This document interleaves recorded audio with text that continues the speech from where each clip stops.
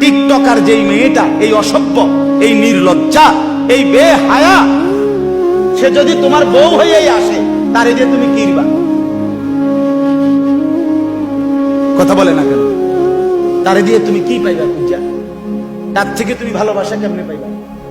আল্লাহ তাআলা বলছেন, হালাল পবিত্র স্ত্রীর মধ্যে আমি আল্লাহ ওয়াজআলা বাইনাকুম মাওয়াদ্দাতাও ওয়া রাহমা, আমি যাকে তোমার স্ত্রী হিসাবে হালাল বানিয়েছি, তার মধ্যে আমি আল্লাহই তোমাদের স্বামী স্ত্রী উভয়ের জন্য ভালোবাসা এবং দয়া মায়া আমি তৈরি করে দিয়েছি।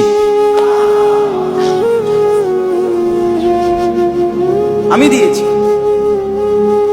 এজন্য বাপ, নিজের জীবন নষ্ট না করে, হায়াত নষ্ট না করে, ছেলেরা অনুরোধ করছি ভাইয়া, অনেক ছেলে মাশাআল্লাহ এই প্রচন্ড গরমের ভিতরেও আপনারা